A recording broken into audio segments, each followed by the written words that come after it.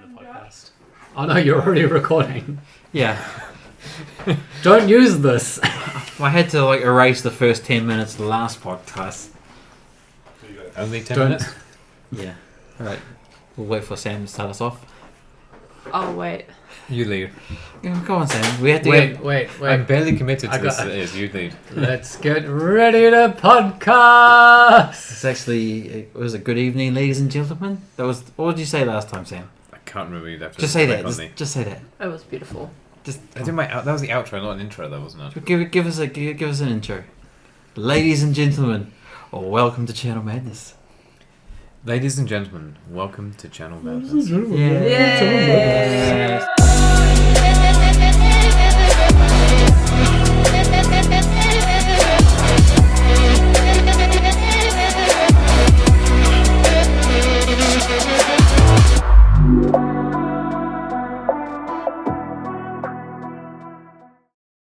That wasn't so hard. No. I'll talk softly. It was so hard. I don't know how we managed to do that. Alright, you guys, hold on. Josh, do you want to say goodbye to everyone? Goodbye to everyone. Good night. No. Night. Yeah. Sleep We're tight. trying to be too noisy. Don't let the bosses bite. Until we start screaming. I'm just Josh. pouring a drink. Josh isn't leaving the channel, he's just going to bed. I'm just guzzling. Right, you're the drinking. I guess we had a few questions last time. I'm not sure. Have you seen them? Oh, wait. Oh, sorry. Are we actually starting the podcast now, or is it just like a practice? Do you want us to start us again, Sam? No. Oh, I'm sorry. Hello, ladies and gentlemen. and Hello, welcome I to thought we Channel were getting all Madness of the podcast. chewing, all that kind of stuff out of the way first. We can just cut in the intro. Yeah, look, I'll just have to cut everything that's nonsensical out of this. Okay, can we just start from here? Can you That just might say leave it about one 5 more minutes of time? footage or something left then. Can you just say it one more time, and we'll just go from there, please? Okay. Hello,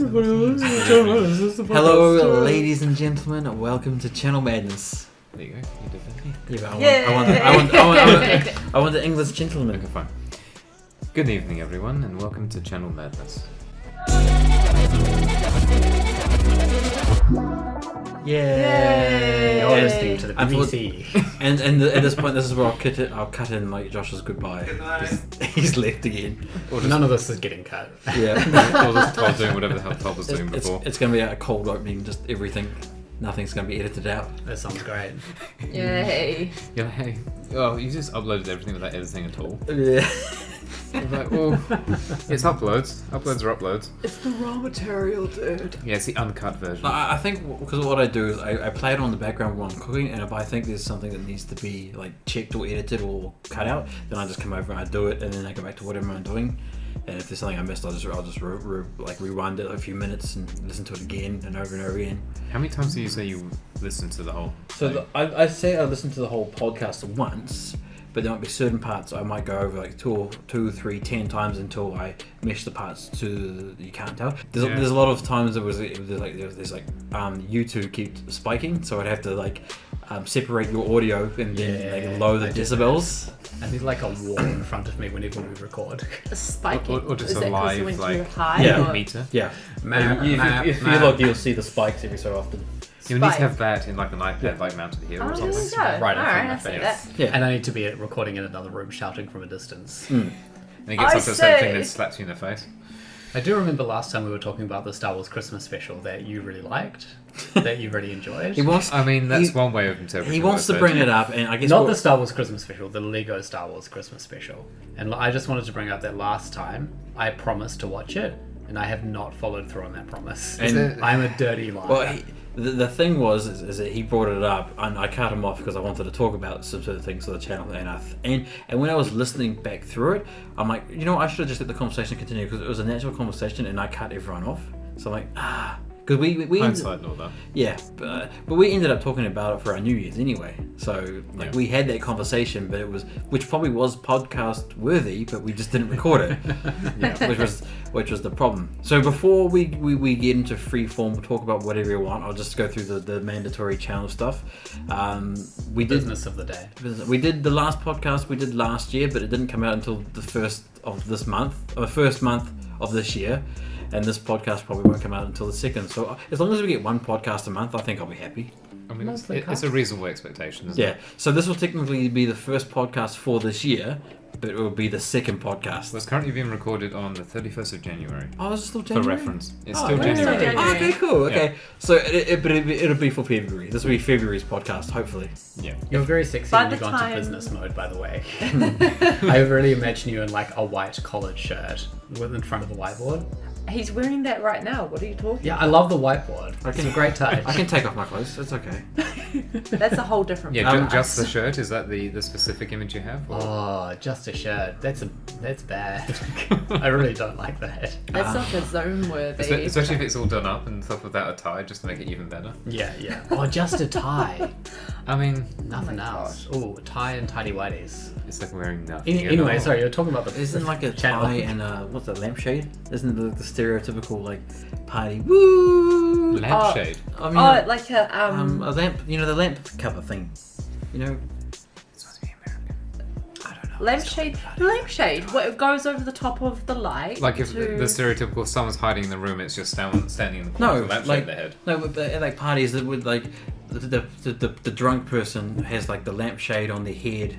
I thought they usually had like the tie Yeah, that was like yeah, tied up. There's a few. There's the tie. There's the cone, and there's the people that have lampshades. Wait, I've never heard that one. But then again, I probably don't go to those parties. I've never been to those parties either, but I've seen road cones. yeah, I've seen the road cones as well. But They're I've heavy and they're look, standard. if I find someone that wears a lampshade at a party, I'll put the image right here.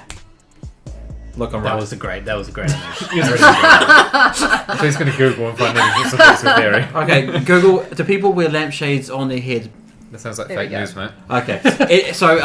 Is that been fact checked I've got independently? to say, it's quite enjoyable when you see cones just randomly in locations like on top of bus shelters, and you're like, someone had a good night.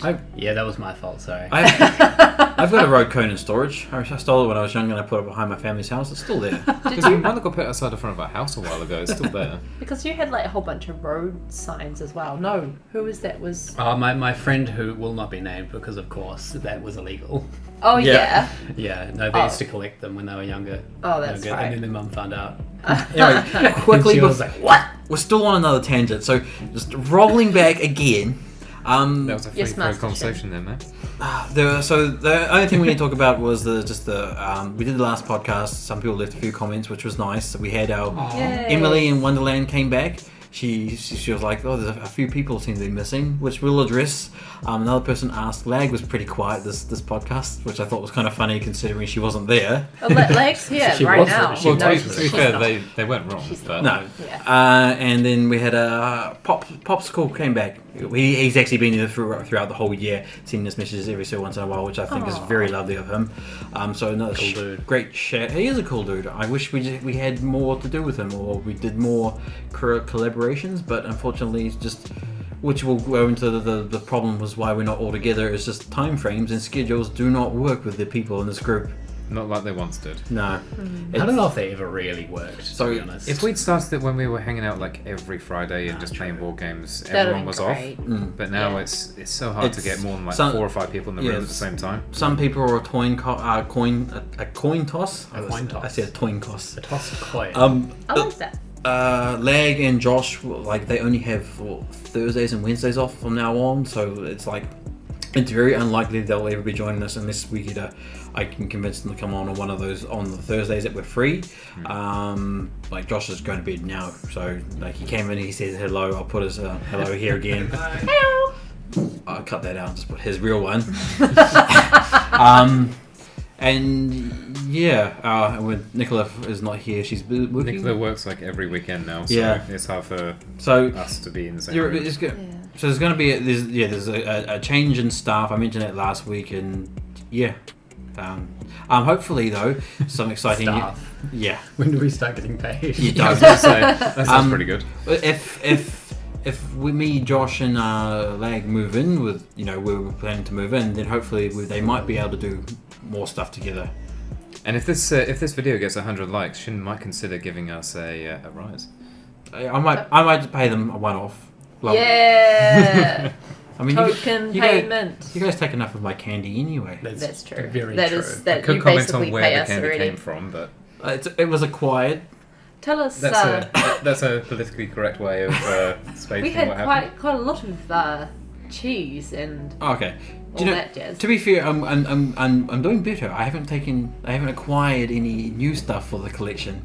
It does look like it's starting to be whittled down a little bit. Yeah, Good job. Like a little was bit. it from influence from a certain woman figure in your life? Yeah. Who's asked you very politely and then less politely. I Please did have notice less that your shit laying drinks, around. Yeah, you're Your talking. drinks have gone down. Yeah, my partner has made it very clear that she's not happy with the amount of stuff I stockpile. So, you know. I mean, there's bags and bags. This is not an exaggeration. There's bags of candy behind me. I don't eat it, and I like to stockpile it. Like, what do you reckon? Like getting close to like 3 dozen items? Yeah, which is good. It's an improvement. Oh Like- yeah. Like yeah, imagine the underneath of your usual coffee table, and then imagine that filled with lollies, and that's about right. Yeah. Oh, have you guys heard of the monkey's tail? No. The beard mustache for men? The I'm moustache in from- silence because Okay. I don't know how to respond to what you're saying. Yeah. I just don't understand. When I The say words that are coming out of your mouth, I register as words Okay. in my mind, but that's as far as it goes. when I say beard mustache called the monkey's tail, what do you imagine? There's so many. There's A monkey with the tail mustache. over to look like Someone a told me the moustache. term word salad recently, and that's what's coming to mind. A bowl filled with words containing monkey mustache. Okay. Word salad, funnily enough, is actually a term Oh, Mental yeah. health that is term. Yeah. it's like the- used in it's like the cognitive. So that's the Wow. monkey's tail. Wow. I mean, Okay. it's yeah. dedication. Like you can't get it overnight. But I can see why that's called a monkey's tail. That's horrid. That's Yeah. is the image going to pop up in the video? Yeah, It- I'll show the viewers if they Oh, really boy. care about. like So to describe Oh. monkey's tail, it's a sideburn that comes down as a beard and goes up on the other side and through as a mustache. A singular sideburn. Yeah. Yeah. What's a singular sideburn, a singular sort of beard, and then It's just a half-done job, isn't it? that takes a certain amount of dedication, though. I guess Well, whether it's a good idea or I not, mean, I don't you- know. I mean, no. you only have to grow it the once. It's the cutting that's the effort. Like Yeah, you know. yeah. And you got to have like a full-on thick beard to get to the stage where you can trim it down And, to make it. and if you're brave enough to wear that thing in public, you got some kind of like Yeah. I you got something going on You under your got head. something going on. Yeah, I like how you could continue the spiral going up your head and just shave Well, the spiral. but they should And cut down your the back monkey hair. the monkey Yeah, down your shape. back here, down to the butt, up the other side, through the crown. oh, Depends how God. much chest hair you got going on. Yeah. Oh. So 300 likes and Shin might attempt to do that. Here's I Rose hair can't back I can't do that first. anymore. Yeah. No, I'm shaving my head. You can do those. I do a little one. I'll just There's a guy from my work that I was around at his house the other day while he was getting ready for a wedding, and he takes his shirt off at some point, and he looks like he's wearing a mink fur coat underneath everything, because that's the amount of chest hair and back hair he's got. I don't even know how to describe it. It's like a carpet. I feel that the back Tangible hair would fear. be really annoying to have. The chest hair less so, because at least you can manage it neatly from the front. Yeah, but yeah. trying to sort out your own back Well- sounds very difficult. Well, if you remember, that was one of Lag's guesser stupid item things. It was a back shaver on a stick that you'd shave with. Oh, It's a razor taped to a bloody rod. That would, yeah, Oh, that dear. would be Sounds safe. that would be the budget version. My straight razor just like sellotaped on it. Oh boy. Yeah, the full and straight razor. Oh. That'll The be. chance of getting that wrong is pretty high. Oh, It's yeah. like the medieval weapon. You've just created a glaive. glaive. A glaive. Glaive. There's a Mountain Blade mod that had a straight razor as a weapon. Does it? It was great. Did you look like Sweeney Todd running around singing? Kind of, yeah. Oh, that's There's an good. Oblivion mod where you can get a Glock. What I can't look. I mean- Uriel Scepter! Blam blam! Two in the head! Of course there is. I mean, there's probably a mod in Skyrim for literally everything you can think of. So. Oh yeah. I saw. And then another mod where you can have sex with them. I Yeah, obviously. Yeah. I saw it recently. They said you can now play Skyrim with like 60 frames a second on the PS5. It's been like updated for the PS5, and they're bringing it back. I'm like, I don't think it's gonna like. It's, They're not re-releasing it again, are they? I think this was a community mod, so it's not an official release. Is it really beyond the realms of what's possible? They re-released Skyrim though, the new Skyrim, generation. the new definitive edition. Yeah, it will. Yeah, the redesigned definitive edition. The last definitive edition wasn't quite definitive enough. Yeah. well, I had to do it again. Well, you played that was it Link's one of those Link's Awakening? the Zelda games where you can play and you change into a woman. what? I'm on it. Okay, so What? that's severely illegal, but whatever. Okay, hold on. Because here's the thing. Because I played mostly all the Zelda games. So I've got Breath of the Wild on a Wii U. Yeah. And the Wii U was really easy to hack. Are you talking about Linkle? Yeah. So Okay. you can play through all of Breath of the Wild as a girl. That's not official Zelda. As Zelda, though. or It's like a new character called Linkle. okay. Yeah, so it's just girl Zelda. Yeah. Okay. That's Yeah. real Zelda. It's very good. Well, it's not girl Zelda. Zelda is a girl. It's girl Link. Girl. So Zelda. The guy, Zelda is already a girl. It's Princess Girl Link. Zelda Yeah, and yeah. Link. No, but the essence of this mod is saying, what if Zelda was a girl? She is a girl. Zelda, Yes. Hero of Time, Yes, no. green hat. She's not Hero of Yeah. Time. Yeah, that one. Link is. Yeah. So what if Zelda was a girl? She is. My dear husband is What waiting if you. Zelda? Okay, so was a girl? if this mod was supposed to be accurate, Link would It's be. the Legend of Zelda. Which means that The Legend of Zelda should be a prince. Zelda would be in Prince. Yeah, Yes, Zelda that's should be a right. prince. The legend of the supporting character, really. Yeah. Yeah. To be fair, back when I first played Zelda, I thought the person you played was Zelda, and I just thought that the princess was also named Zelda. I'm like, oh, that's coincidence, winky dink. But it's like, even though they keep referring to Link, I'm like, is that like shorthand for Zelda or something? I have no idea what you're talking about. I was thinking again about like why it's changed for us with how we've been hanging out and how we're not doing the games group as much anymore, and it's probably because of people getting work and getting different types of jobs and that kind of stuff, and it just kind of messed with the schedule. But yeah, I think that we've got a good thing going here actually with how we've been doing our podcast, and it's really We're just too enjoyable just to successful. I think just to sit and there's talk. still some of us that are free on the Friday. Is Nicola likely to be working all weekends, or will she have the odd? Believe it or not, the contract is she has to work some weekends, but I think it's literally been every weekend since she's got the job. Okay. At the moment, she is taking every available shift because we need the money. Yeah, fair enough. So it's unlikely she'll have a weekend off anytime soon. Sucks. Yeah, I agree. Really does, but we're getting older. We experience those things. I have back pains. Oh, you poor old man. I know. I actually got that recently. My lower back was hurting. I was like, oh, I'm not even 30 yet. I recently found out what gym pain is. Like, it's really bad. Guys get fit because if you try and get fit and you haven't been fit, it hurts.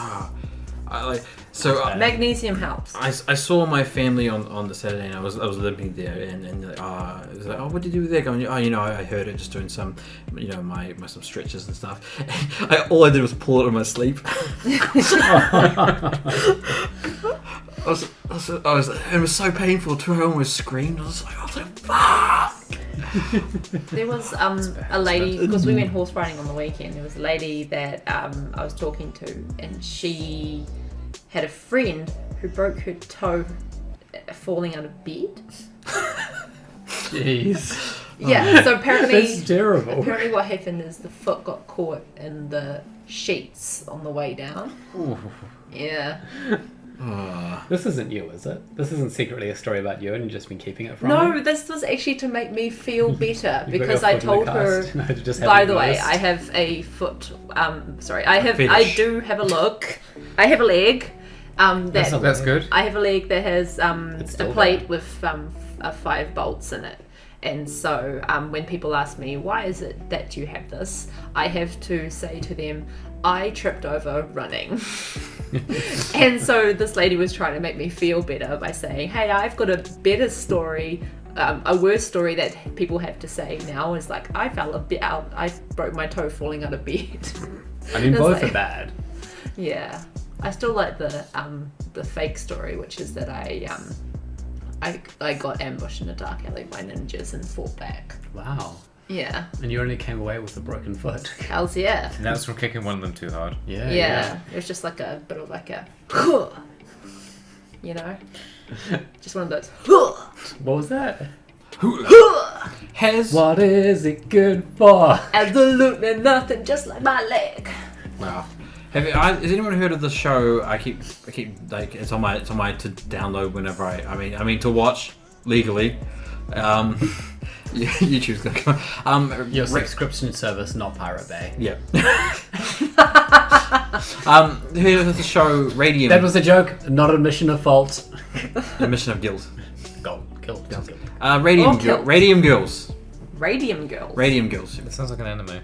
No, I think you would actually enjoy it. It's about the watch brand Radium. I think it was a Radium watch brand, or the Radium was a type of paint. It was back in the day when they were painting luminescent paint on the watch hands.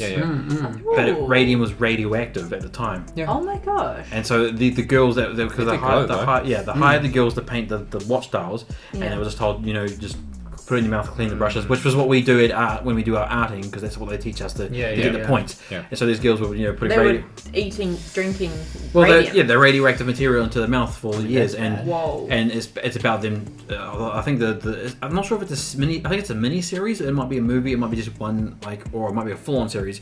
But I haven't looked into it since I first saw it. Really. I think it's a mini series, and it's about them, what they went through, and like them trying to get compensation, because a lot of people just threw it off like, no, you're just crazy, because the girls had rot, like their mouths would rot. Well, yeah. Ooh. And a lot of them died of cancer, because obviously that's awful. Wow. it was like chewing plutonium. You don't do it. Yeah. It's a bad idea. What I want to know though is, and I'm never going to try it obviously, but wonder what radium tastes like. Well, it's like lead, because that's what the radioactive. Oh, so it tastes like if you were to like chomp on a penis. Yeah, because no, it's like ionized lead. So it's like when you have blood in your mouth and you can sort of taste that. Oh, okay. That iron. Yeah. Because The metallic taste. Yeah, I think they might do something similar like Band of Brothers, where they cut interviews in with the actual surviving members of the girls. Yeah. Before and after the episodes, or they have, or you can at least check down documentaries that actually have interviews with the actual girls that were the Radium girls. Yeah. But yeah, I'm like, are you really looking forward to this series, because it deals with like one of those interests that I have, like radiation and people and the effects of it, like Chernobyl. Yeah. It sounds bad. It sounds like a real bad time to watch. It sounds like if you want to make yourself feel miserable. There's lots of ways of doing that though. Because you've been playing the board game of Fallout today as well, and that has a lot of like. Is it Very like a realistic depictions of post-apocalyptic radiation. type world or something? Where It's 100% based on reality. Oh, okay. Yeah. I 100% It's what happened in believe the that. 70s? Yeah, the government's just covering it I up. forgot about it's- everything in terms of world history. It's like an offshoot. Was that a world war? 70? It's like an offshoot of I don't know what eras. Was it essentially the escalation of the Cold War was what led to Fallout? I don't know when that is either. Yeah. After World War II. So It was the 50s onwards, wasn't it? yeah, pretty much. But it's weird that it's a future game where it's all old era, because obviously all the music and the technology is all based on the old. Well, I suppose nuclear holocaust kind of put like a 200 years of put the brakes stagnation on human development. If you mentioned the board game, we played Fallout 3. I was gonna say 3, but it was Fallout 4. It was a Fallout board game, right? Yes, the Fallout board 4. game. It's not really associated with one or the other. Yeah. Yeah, because that's what I was going to ask. Is like, what do you enjoy about it? What do you not like about it? Is how similar is it to Fallout itself? Which I don't know anything Well, it about. made Todd want to play Fallout the video game, so it must have. The entire time I was playing it, I was like, oh, this reminds me heaps of the game. I wish I was doing that. Maybe that was the point. Well, it'd be interesting to know when that came out. If it was like prior to Fallout 4. True. No, it would have come out after. Or capitalizing on know. like Fallout just coming out, maybe. Yeah, trying to ride that wave of Okay. enthusiasm. Okay, well, Would you play it again? Yeah. mini review, 1 out of 10. What would you give it? Did you say 1 out of 10? That's pretty bad. No, I say okay. 1 to 10. Between 1. 1 to 10. I'll give it like a 6 or 7. I liked it, but it's not my kind of game. There's too many moving parts and too many things to read. There's a lot of downtime. My perfect game is Snakes and Ladders. So I'm giving it a low Oh, score. oh boy. But knowing what I Is that even enjoy in a classed as game. board game? Yeah. Yeah, no, Monopoly. I think I've already been at 6 or 7 as well. I did enjoy the playthrough that we did, although it did feel that it can get unbalanced quite quickly, and there's no mechanics built in to help people catch up. Yep. I would also give it a 6. I wasn't really a fan of the abrupt ending and the way the quests were pulled out, where anybody could just do a quest, even though it sort of made no sense. Yeah, it was a bit odd. So, and the game sort of just went on a one track, and then it was just like, oh, the game's going to be over almost immediately. And Well, yeah. So you guys all did. Both of you were working on the quest to get into the vault, but then I ended up just being close to the vault, so I did all of the quest stuff inside it, which was like the payoff. Yeah, because we revealed a quest. So it's like, you found a Pip-Boy or something. You can go sell it to the thing. Like, oh, he found it halfway across the map. I'll just go sell it, even though I'm on the other side of the map. Yeah.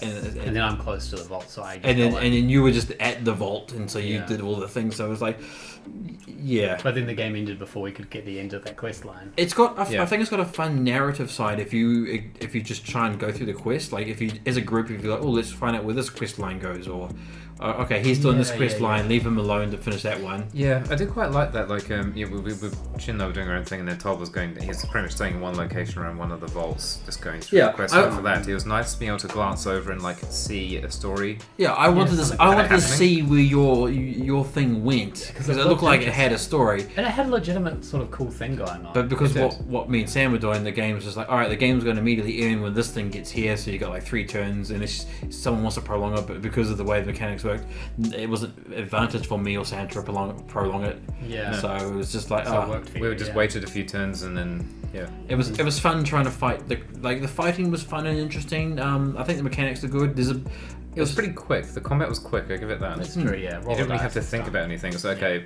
Count how many rerolls you have, and then roll 3 dice any number of times. Yeah. And that was it. That's the entire combat. And then I'll play it again. I can see. Would you say it's for someone who's not a Fallout fan? Would you recommend it?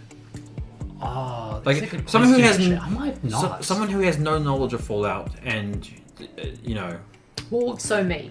Well, like, there's so many similar games is the thing. There's so many similar games, because I guess the idea is you're just going through a map, going on a bit of adventure, doing little side quests. And gathering a few bits of equipment. And and there would be aspects they don't understand, like ghouls, super mutants. You It wouldn't is get a fun setting. like there's a hit when like the Death Claw comes out, because if you play Fallout, you know Death Claws are one of the most dangerous things you can face. Like a new player wouldn't have that. It would just be another creature. It's another weird monster, but this one's a 3 instead of a 2. It's just a thing there, and it's a Mr. Handy. What's that? I don't know.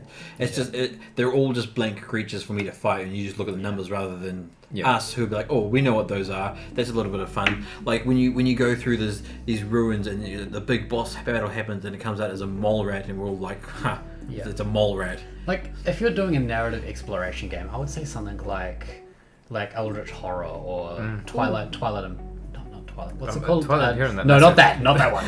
If you've got like a 12 hours Imperial to set Assault. aside. Oh yeah, Imperial definitely. Assault, or like Descent if you like fantasy stuff. Yeah. They're all like really simple narrative-based like adventure games that are co-op, and this one is just sort of, it's a weird mix of a few different things, so it's a bit complicated. I'm not sure. It didn't take too long to learn. It'd be a lot quicker the second time. Yeah. One thing I did find is like obviously Fallout and other games of that genre are based around like your interpretation of situations and the path that your character would choose. In this game you have those choices, but because there's mechanics tied to those choices and certain types of rewards to push, there's a faction system, and a lot of the rewards are based around increasing or decreasing a faction. Yeah. So sometimes you're choosing options based purely on that without even really reading the text associated with the story. It's a shame that couldn't have been integrated a bit smoother. Well, that's what I found is that when you would complete a quest, the next one would be revealed, like, oh, what's one of the 2 goals? Can I do it easily without even paying attention to any other? Or which one can I do? Yeah. All right, look over. It's like, okay, that one helps the shield faction, and then gives me a loot. Yeah, well, I really think that speaks to the spirit of playing playing a Fallout game Yeah. where you're not really concerned about the narrative Yeah. and you're just looking for a gun. What do you mean you don't roleplay hard the whole time? Yeah, you have one guy that's interested in narrative, like, oh look, I want to be a kind-hearted soul and I want to save all the thieves, and then you got the other guy who's like, I don't care about the narrative. What's the easiest option? I'll kill a human compared to if to go travel all the way to Diamond City. I'll kill a human. You're looking at the mini map on your Pip-Boy and you're going, how many quest markers do I have around me right now? Which one's the closest? I'll try and knock them off real quick. I think it would be kind of instead of having just that two faction system, if they can integrate all of the factions, and once someone sort of picks a quest line for that thing, they're sort of locked into that one and nobody else can take it. So they're stuck doing that quest line until it finishes. So if they're the first one to go through, like if you're siding with a railway, you do all the railway quests, and if you complete that first, they have the power, they win, and you help them, or one of the other three factions, rather than everyone's fighting to sort of take over, but by going through a quest line to get that power. It sort of starts off with there's one quest that branches off on one side or the other, and once you sort of go down one track, it's really hard to help the other track because they've already got such a huge advantage. So then it's like about you as an individual gathering enough followers through these like quests to get enough power to take over completely. I was having fun just fighting things and leveling up and being special, getting my specials unlocked rather than all that, like getting all that loot. Like in typical Fallout fashion, you're sitting there with like, oh look, I got 5 guns, a whole bunch of junk with me, and a thing. What could I have to throw away in order to start moving again? Because imagine like at the end of that game, it came up with a quest marker where one person, like an NPC was trying to get from one location to another, and once they got there, they would win the game. How much more interesting that would have been if like you, Sam, had been in control of that person, or like not in control, you've been on their side and like trying to protect them, while me and Yushin were like trying to like distract them or get them out of the way while doing our own quest to be like, oh crap, we need to get this done, or else he's going to win and we won't be able to do our quest. If either of us, like if Sam immediately jumped onto the Institute quest and that says that locks us, so then maybe I jump onto the railway and that leaves you with maybe something other thing. Maybe I was just doing the vault thing. No, we don't. We have a reason to not want Sam to win, so we go out of the way to actually stop that quest from completing. That's how I would improve it if I were to improve like something. That would make it really interesting, as well as replay, because it's like, well, I didn't quite get to finish this time. Next time we play, I'm going to do the same quest, but I'm going to have a bit of an advantage and get there quicker, maybe. Might be interesting. I like the idea of there potentially it's probably going to be changing it too fundamentally, but having because you have a lot of characters you can choose to play as like a super mutant or a Brotherhood Steel paladin or whatever. If they had their own private quest deck, so it's like their own personal quest they can be doing beside the main ones. That could be cool. Well, it was funny because I was the super mutant who was like basically I was like admired by everyone. You two were like hated by everyone. You were a ghoul. Sam was like a guy in a power armor. And I was just a super mutant guy. Like, look, I'm trying to smash things and get the best loot, and everything I kept doing ended up being good for the society. Yeah, it just happened that the paths that you chose randomly gave you like paragon status. I'm the hero of the city. Yeah, I was like perfectly chiseled mutant jawline and flowing hair. Just smash. But speaking of we might as well move on to the other game we played tonight for a mini review. Was Faceless. No face. Faceless. No face, the mortal enemy of Two-Face. The Faceless, to Batman be technically correct, because if you just try and Google Faceless, it takes you somewhere else. It is The Faceless. The Faceless. Where does it take you? Hold on. Yeah, just Google that quickly. I just think it takes you to things that aren't actually, because there's a lot of things without faces. That just brings me like to the image of like that Doctor Who episode where the people's faces got sucked into the TV and they were just sitting there without any noses or eyes or ears or anything. I don't remember that one, unless I didn't see it. Was it right. one that came after David Tennant or before? It was with David Tennant. I don't remember it. Yeah. Mr. David Tennant. Faceless. Right. First result, obviously dictionary result. Second result, Faceless Gaming, Man vs. Machine, Arc Duo Survival Series, Genesis number 36. Alright, so... Okay. What you want to research? Was that a free shout out for some random YouTuber? Yeah, let's see how many views they got. Well, what if I just blank what he just said so that it's not heard? So we played The Faceless, a magnetic cooperative people moving to reversal game. I don't know how you would classify, because you know how you have the Euro people placement. Oh, like Eurogame. Yeah, this one It's is like a board game Portal, but with magnets. It is a cooperative game where you move a compass around a map via positioning 4 magnetic magnets in such a way that you can go the direction you want. It is, yeah. What do you guys give it? Give it a 1 out of 10. Before it was like that as well. Like the magnets move the compass, and then you move in the direction that the compass is headed. So you have to use these magnets to choose where you need to go on the board without being hit by the bad guy, Billy Goat. I love it. I'm of the opinion probably about a 7 or an 8, probably like an 8.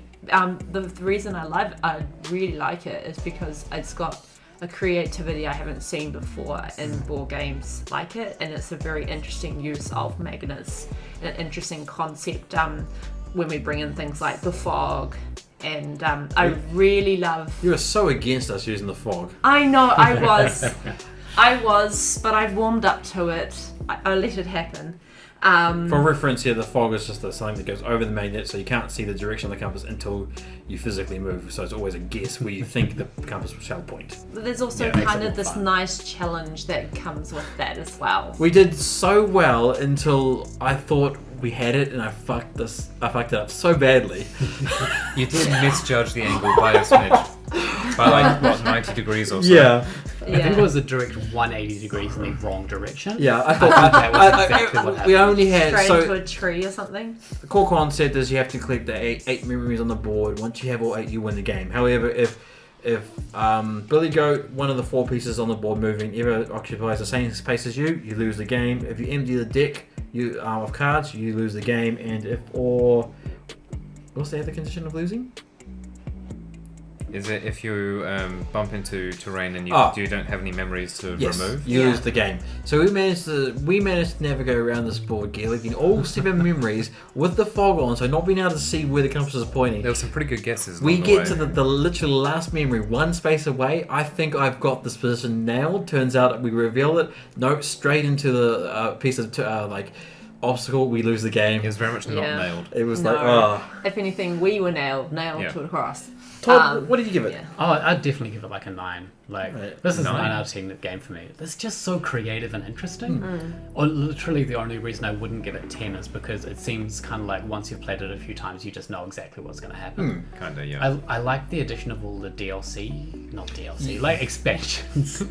there are, because that would add some stuff. Yeah, I just feel like once you've got it, there's not heaps to it. There's about it's quite simplistic, yeah. There's about 10 different varieties that we haven't played with, which you can add on to the game. Like we haven't played with the minions, we haven't played with the crossroads. That might add more. That's true.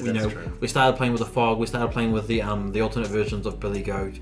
We haven't played with the reverse world. So true. So there's we're still playing a semi-basic version. We can keep adding things on until it becomes impossible for us to do something. And I think the only other thing that makes me hesitant is like once you've played it, the story's over, it's not like a continuing story, if that makes sense. There's no real continuity. I always love that in a game when you can continue like the narrative, because it's such a narratively driven game. It seems odd that. Well, it technically it is in the lore. Once you save Ethan, the kids they try and go back to save the other Faceless, and that's what the other scenarios are. So the scenarios change because they get more and more confident going in, but each time they do, things are not the same. Like that's when reverse world happens, because they think, they got this going, but they decide to go at night, and instead when it's at night, the reverse world happens, so everything is back to front. And each scenario is supposed to be like because we're playing with also the additional characters, which are a different group of kids that go in, so that's a different type of story. That's true. There's a lot there to keep it fresh. Yeah. Sort of once you get the hang of moving magnets around, it feels like you might get sick of it after a while. But it's so much fun just when get you're first far playing. too good at predicting it. Yeah. The few times we've played it has been really fun. Well, I think it would have been quite nice actually, and just a random little thing, like if at the end you could pop the compass off and pick up Ethan, like and be I've actually got Ethan. Yeah, it's a bit of an unsatisfying conclusion. It just ends. You get the coin and because we're supposed to be saving Ethan, but all we're really doing is collecting the memories, and the game's over. And it's like, well, did we get Ethan? I always appreciate like an outro in a game like that. At least like was it I can never get the name of it. The haunted house one. Oh, Haunted House on the Hill. Yeah, at least one. Yeah, Return on the House on the Haunted Hill, whatever it is.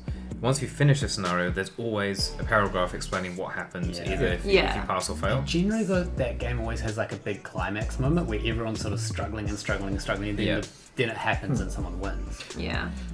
I would appreciate this if like you get the last memory and then you had to escape outside the maze. Yeah, or just do something that's outside. We had the to normal escape, loop, right? or Ethan materialized, and we have to get to him. Or... Ethan materializes in a random place on the board. Yeah, if he's and like the final thing you have to go to get him to. and then escape, and then Billy Goat is sort of chasing you more directly at that point. So it's a bit more to be fair, I think again that's one of the scenarios is where you come in. Once you get the memories, you have to go back to get out. And like that could be kind of... like we started playing just the basic version, and there's like I think there's like 20 different scenarios that just change the game and ask. You know what? I wasn't aware of that. I'm gonna read through them. Maybe it's a 10 out of 10. Yeah. Take it back. I definitely. You convinced me. There's an asterisk at the end of your review there. I definitely have to say that I quite enjoy. So I read like Ethan's book, basically, which is about how 3 of the children became the Faceless, and I didn't realize on the 2 times that we played it about why we're picking up these memories. But basically, Ethan has been pulled into the, what is it called? The Dusk World. Not Yes, the upside Dusk down. The Dusk World. Yeah. Yes. It's definitely not based on Stranger Things. It's an upside down world. He's been pulled into the Dusk World, and we're actually catching his memories so that we can bring him back. But that's not very clear when you play the game. You actually have to read that to understand what's actually happening. Otherwise, you just feel like, why am I going around picking up these coins? This is a game that has some lore to it, because if you're just looking at the little coins with images, and you look at the models, and you're like, why are there 2 sides to these models, like a child and then a creepy version of the child, and then what is Billy Goat? And if the lore indicates, well, Billy Goat is the guy collecting the memories, and that sack that he has is all the memories from all the other children that he's got. That's what that is. And then the kids obviously have their corrupted version, which is what the 2 sides of the Forgotten are. One thing I wanted to know is if Billy Goat goes over a memory, do we lose that memory? No. That'd be brutal. I think that's one of the cards you can choose. I think that's actually part of one of it, because he can have different powers based on which card you choose at the start. I think that's one of them. I know he does something with it. I know there's a version where his minions... Maybe he moves it? There's one version where he gets minions that carry the memories with him, or there's the one where the minions just run around the field, and there's one where he blocks off the Forgotten. Like you stick a minion on one of the the spaces outside where the Forgotten are, and that spot becomes blocked off permanently for the rest of the game, so you can no longer put a thing there. So you get to the point where almost the whole ring outside is almost blocked off, and that's it's real just bad. Does that mean you can't move that person? Yeah, it just cuts so off. you can still move the person. It just cuts off like spots that you can now have to open up. That'd be brutal. Right. Yeah. Sorry, we didn't Sounds give real you a bad. rating. Yeah, Sam. I think we're going around saying what the rating was. I think I like a bit more complexity in some of my board That's games. fair. So That maybe I reckon it's about a 7. I did enjoy it. There's other games I prefer. That is a hard British 7. That's definitely in our taste, though. Yeah, Yeah. Fallout is close to your taste of complexity. Yeah. Closer to it. It was too much for me. I do think Fallout needs work, Yeah. but yeah. I don't know. I think a 7 and 8 for me. I remember playing it and really enjoyed it. That's why I managed to get a copy from the trading site, and I've got a Kickstarter version. And I enjoyed it, and yeah, it's a game that I've never seen a concept before. That's where it's my enjoyment. New concepts are nice. Yeah, using magnets is a concept I've never seen in a game before. That's so clever. Yeah. Yeah, so I'm like, oh, that's fun. That's new. It's a game that I could take to my family who don't really play or understand games, and they could enjoy it, because it's just like, oh, we understand this concept, and they would, so they would have fun. I almost think like it might work better as a game without the lore. Weirdly, if it was just literally just magnets and pieces and colored blocks, you could. It might actually work. There could be well. a version that was for. Yeah, it for would so just simple. be like a little kid's game. Yeah. It'd be kind of It fun, could teach actually. magnets as well. It would be like a nice little magnets for dummies. Moving a compass around a maze with magnets. Although we to pick found up items. we found out because what I had done is I had stuck the magnets inside the models, sealed them off so we didn't have to worry about taking them out anymore, and painted them. But the thing was the compass, obviously red point is supposed to point true north in a general compass, I believe. and we had set it up. So I had set it up because I checked beforehand that all the magnets inside the models pulled the compass in the right direction.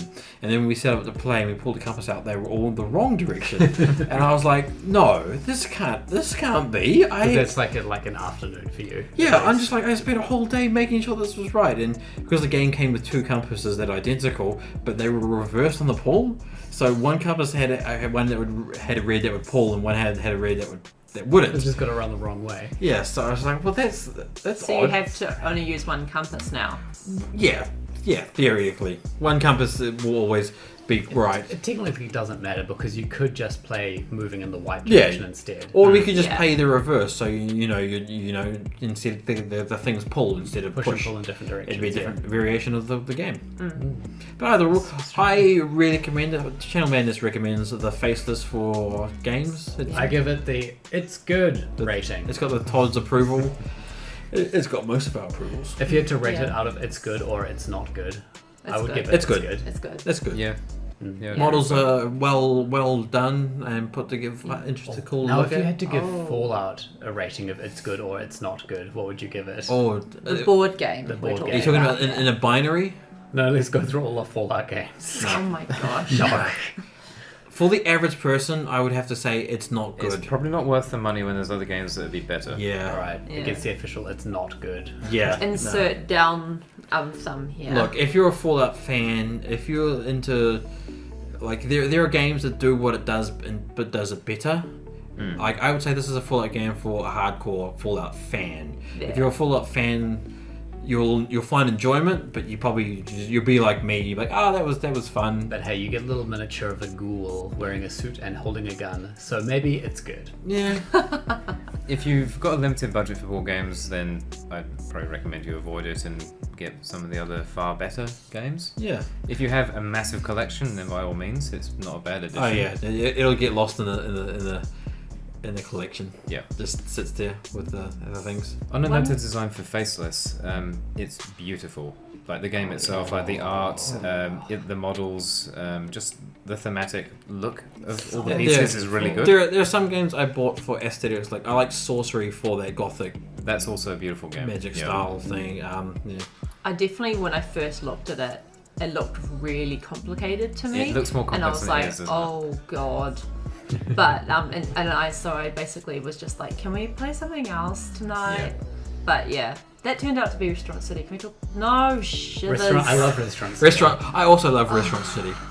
Rival restaurants. Rival restaurants. Is that Brown something and the that you want to prawns talk are about pretty. as well? Yeah. I've Sure. made that joke already today. I'm really loving Rival Restaurants. I'm glad.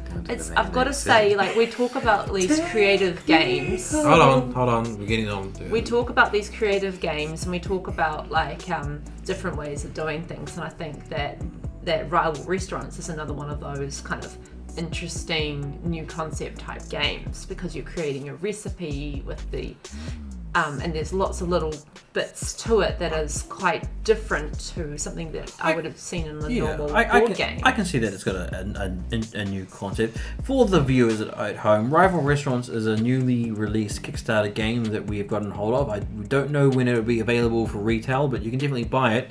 On eBay. eBay will trade me. Some people are selling it, but highly expensive at the moment from what I've been told. I believe you had a look. I think I was looking on with the what was it called, the extra bit, the extension.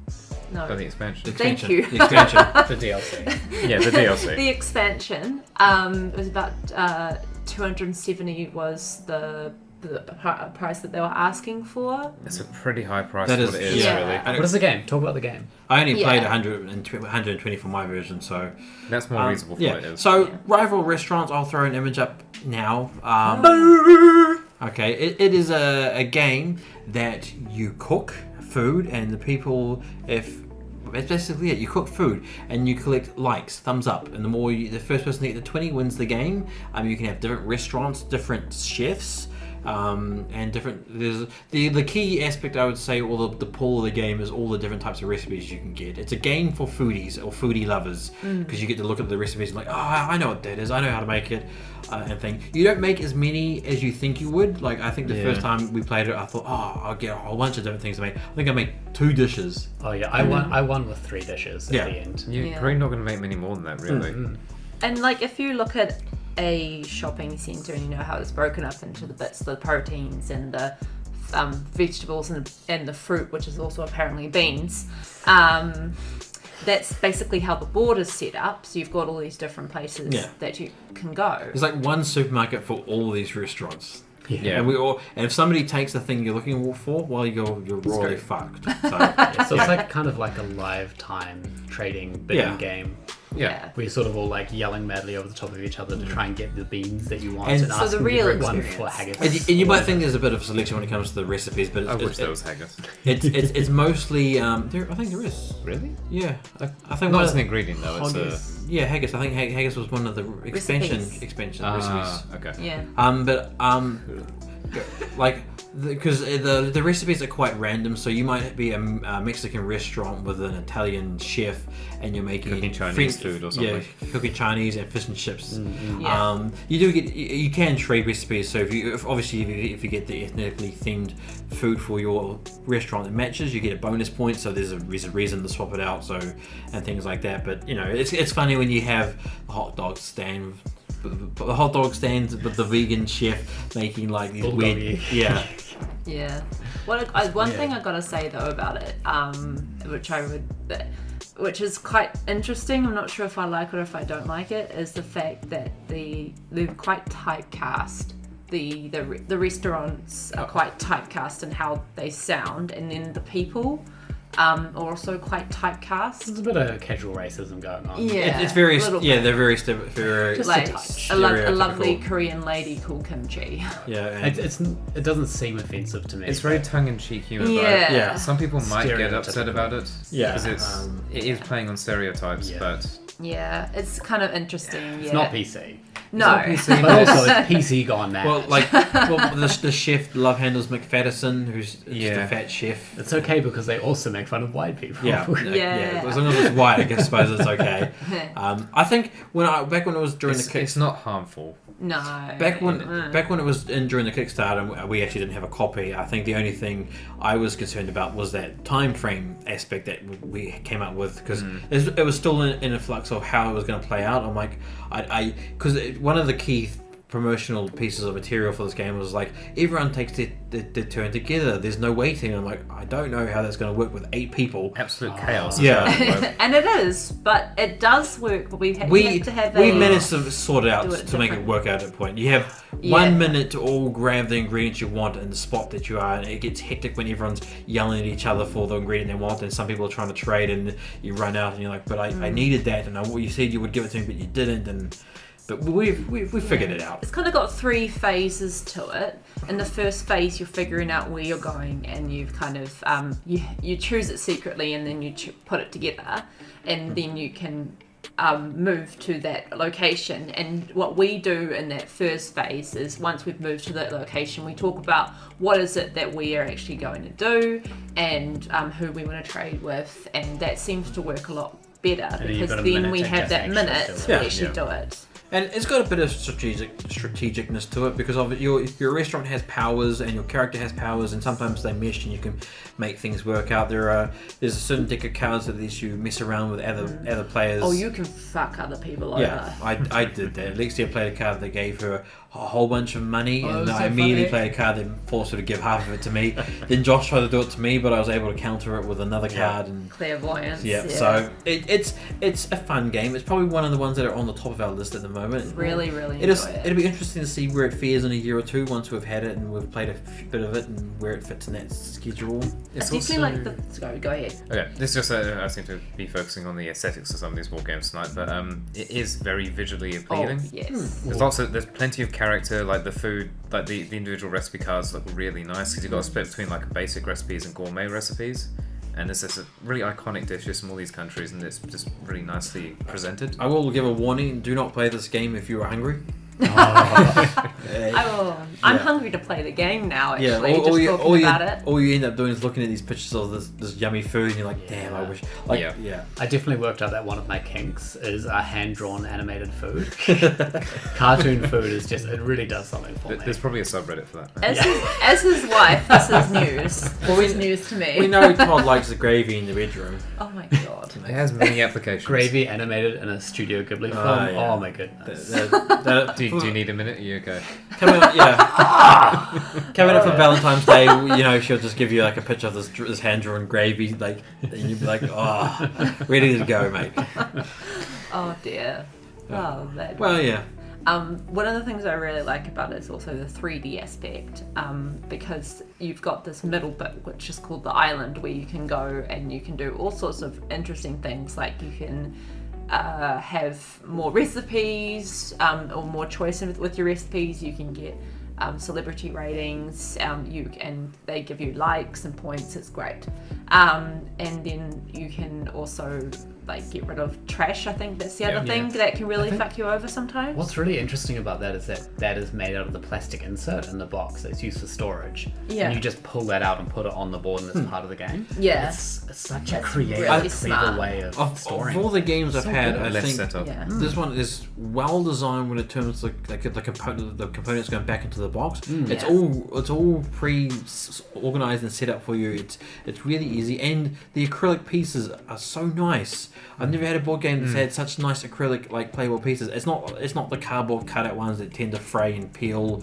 It's good looking acrylic plastic. Were they a stretch goal? Were they originally cardboard and then they upgrade them to acrylic, or what was the deal with them? I would have to go back and check, but I believe so. But we all know that they probably had this figured out and like, look, we'll just roll back some of these things. Of course, that's how stretch goals work. Yeah, that could be quite nice, and in the future if they were to create some like models, like some 3D models. I think that will go quite nice for the game. I suppose there's always that fine point though when you start adding too much, and then you get like the Dark Souls where you've got like 38 boxes They've to probably play. tried to keep like costs down by doing it mostly. That's true. And if you can keep it all in one nice tidy box. Yeah, because when it comes to retail, it'll probably just be like a normal board game price. It's not. It's bigger or more extravagant. You gotta think about that retail, because you go to Whitcore's and all the board games are relatively the same size in that book selection. You're not going to see a Dark Souls box like taking up a shelf, like Gloomhaven or something. Yeah, it's the Batman Gotham City Adventures. Yes. Like, hey, do you want a game or a coffee table? This can be both. I looked at the box design for another Kickstarter game I'm expecting later this year. It's, Foundations of Rome. It's a very simple game, but there's so many pieces. Like everyone gets like this huge massive thing of like 100 little town figures to play with, and there's so buildings. many. So this box is like this. It's huge. It's 2 shin faces tall. Yeah, it's about 8 shin heads. Yeah. I'm like this kind of thing is not gonna. The retailers are not going to want this huge box that's on their shelf to try and sell. And unfortunately, the models in that game, they don't actually do anything for gameplay. It's just like a nice addition. It is just an aesthetic thing. It's like you could have... So the box could be 1/10 the size and still play identically. But it's like getting a character expansion for Monopoly. It's good, but why? Yeah, it is. Interesting known fact, which I learned when we went over to Europe. There is a really cool concept that they have when they were creating the buildings, the old buildings. They would actually use the previous ruins of the old buildings as like the floor, or and then I just fill in around it. It seems like a really bad idea. Like surely the previous buildings fell over for a reason. No, but they use them as the floor. They're not the up bits. They're the bits that are like on the ground already. Do you mean the walls? Oh my god! Shut up. It's like the up bits. Like the horizontal floors. Vertical floors. Not the walls. It's what are they called? Your energy has the refilled. columns. Okay. The columns. Your energy has refilled in Heroes. It has. Thank you for that. Yeah. Endorsement. Pay us, Heroes. Star Wars Galaxy of Heroes. Heroes yeah. of New. I don't know. Yeah, sponsored by Raid Shadow Legends. Yeah, if we're not getting sponsored, we're not going to talk about it. I don't think we're. By the way, comment on any games that you think that we should play that has interesting concepts. I know another one that was quite interesting I quite enjoyed was Potions. Where they Potion Explosion. They use marbles and you create different potions with the different coloured marbles. So cool. That's quite an interesting one as well. But there's some interesting concepts out there, and we would love to hear more about them. Well, I wouldn't. I don't need any more. I would.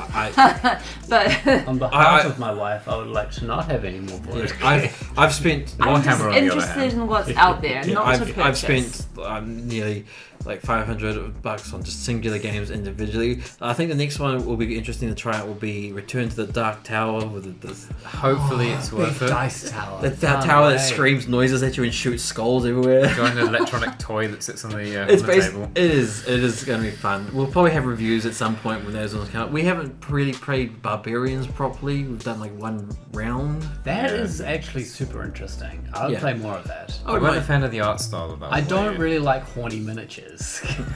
I like my woman with clothes on, especially in miniature form. We might give that one a go. I better put my dress back on then. It's a bit much. Maybe I'm a prude. I'm to be fair, that kind of like Age of Conan sort of that era of artwork. Yeah, it's a little bit cringy. Yeah. I think I would just like I snapped when I saw that because I was like, I've had so much of this in my life recently. This is driving me crazy. It's also all the same. Like you have, it's all just pelts and the covering, not enough skin. If you're going to fight a war, even if you are a barbarian, you're gonna put pants on. What if a wolf bites your genitals? What do you mean, like a chainmail G-string and some nipple pasties isn't enough? Yeah, exactly. That's what I mean. What if they're magical? Imagine the chafing of your nips. Oh, flip. Exactly. Swiftly moving on. Because we didn't do it last week. Chafe nipple awareness. Todd, should the audience watch Wonder Woman 1980? Wonder Woman 1984. Let Wonder Woman wear pants. Let her wear pants. You can't tell her what to wear, man. Freedom of expression. She does wear pants right at the start. He was saying it all throughout the movie. Yeah, it was. Well, I mean, that's very fair. I mostly was reading the rule book for it's topical because that's where we learned how to play Fallout through when Todd was reading the rules because he wouldn't watch the movie. I do think there were bigger crimes in that movie than her lack of pants, though. I really liked the bit when a dude wished that all his ancestral land was returned to him, and the magic wishing man just gave him a big wall. Yeah, it built a wall for him.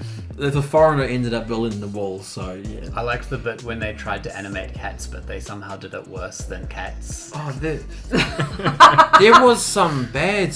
Like when she's running down that road, and it's a weird image of her doing that, which is so much worse than the previous Wonder Woman. I liked the bit where she found out she could fly for no reason, randomly, for a really extended scene. I think the bit when she found out she could make things invisible was better. For no reason. I personally really like the bit where they came up with a fairly interesting concept involving like this wish system and then completely lost control of it. Yes.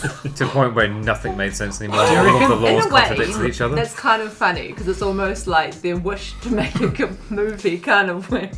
I kind of feel like they wrote part of it, like the first third of the movie, and then just filmed it and then tried to figure out what to do. And then just like George Lucas walked in and was like, oh, what if you have just a magical wishing stone? And then they rolled with it. No, it was like each section was created by a different person and they passed it off onto the next person without really any guidance. Like when you Chinese whispers! Yeah, you draw like a picture of, and then like you draw the head and you fold it over, and the next person draws the body and folds that over. Some last person draws the legs, and then you create a monstrosity. And for an international audience, it's normally referred to as telephone as the game. It's only in New Zealand. Oh no, in New Zealand and New Zealand and I think in parts of Australia, we get the racist. We call it Chinese whispers, but it might even be in England. Don't quote me on that, but I think that's what it was called. I love this anywhere where they're going to use racist. The states refer to it as what telephone. What do you mean by that? Oh, okay. That's really good to know. That's actually really insensitive to my culture, man. I might use telephone now. Well, no, because nobody else would understand. Because I was listening to a podcast from the States that they mentioned the same. In England, they just call it colony whispers. I got him! I had to say that. Is that when you try and use a measurement system that isn't like cups of tea per colonized nation or something? Sorry, that had to be. The centimeters are just like sugar cubes.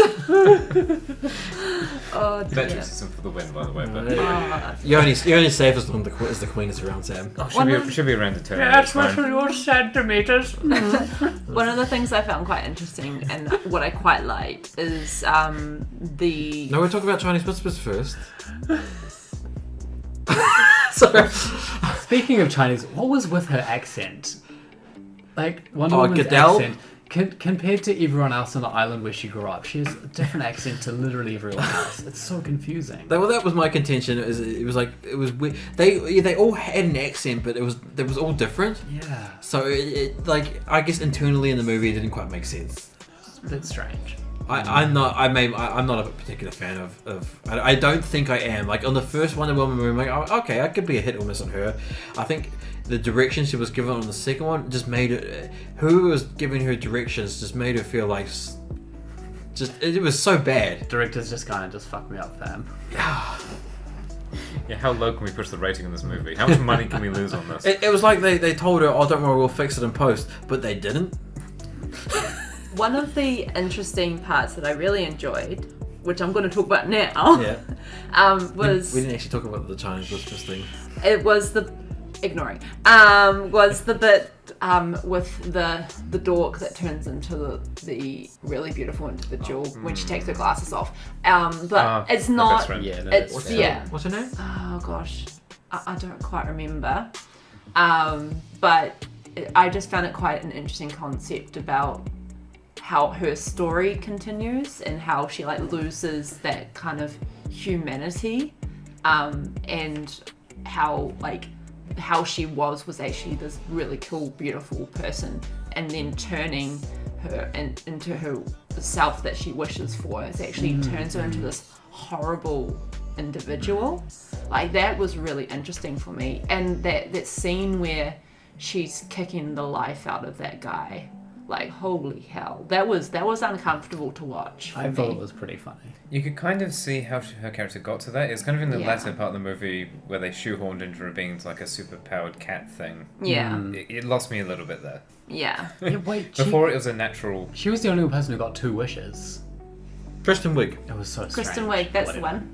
Well- I would have enjoyed if she hadn't turned into the cat. If she just stayed strong, Yeah, I don't think the cat thing was and necessary. then even if she had been the main enemy But you and can't- not you can't- the stone guy. Okay, so I read a report yesterday because I was sitting at Hell's Pizza and there was a magazine there and it had a report on Wonder Woman, and it said Wonder Woman's main antagonist is Kristen Wiig, the cheetah. I'm like, that's not true.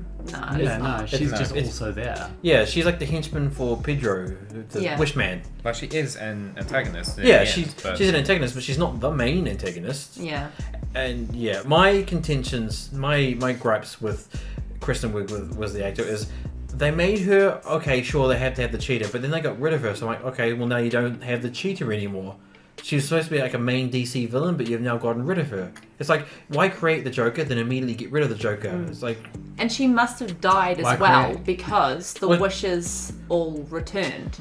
she was Like unless she actually took back her wish well, no, she did because she was human. We saw the scene where she's human. at the end. Yeah, she's human and she's looking up at the sky.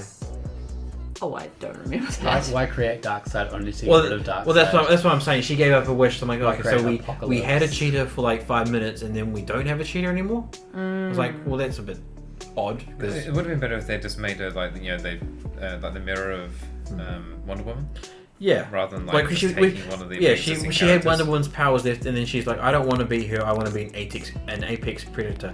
I would have laughed so hard if she comes out as a T-Rex, just. Or just came out as a human based Yeah. on statistics. She comes out as a straight white man. Oh dear.